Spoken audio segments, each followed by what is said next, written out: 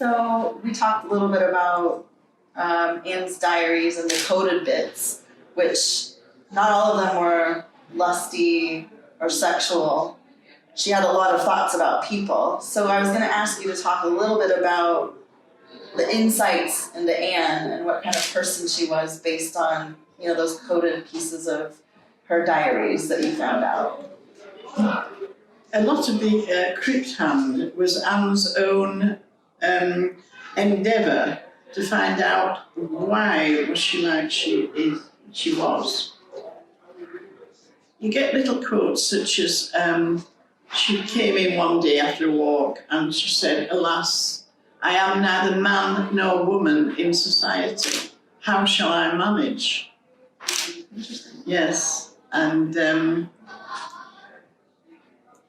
how she would construct her own sexual identity is very well depicted in the encrypted code sections.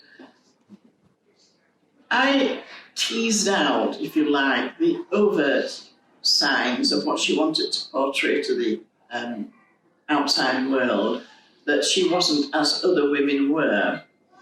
And of course, the most outstanding thing was she decided to dress entirely in black. Well, given that white was the prevailing colour for young women who were unmarried, Anne Lister certainly made a statement by dressing totally in black. She said she vamped up a pair of chamois leather shoes in black, and she wore black for the first time to a party, and then she put "care despised" on my part. In other words, I don't care what people think. This is me. This is how I'm going to dress. That's an important moment. Yes, so that was what I call her overt signal to people that I am not as other women. Yes.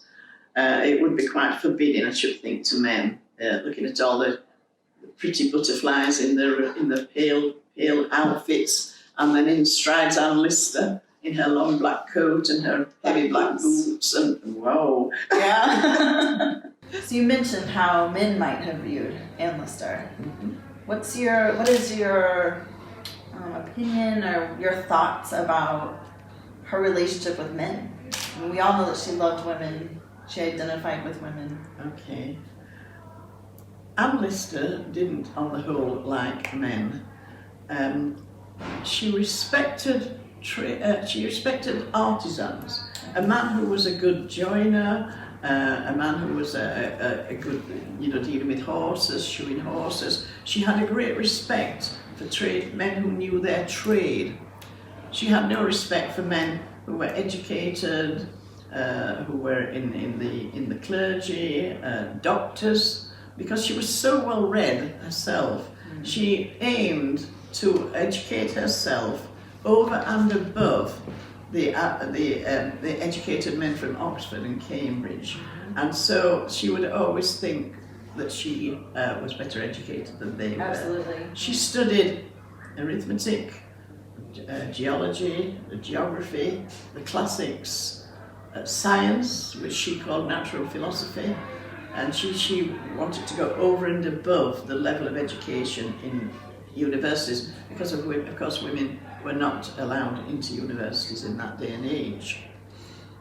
Men, I think, more than women, had sussed out Anne's sexuality. Mm.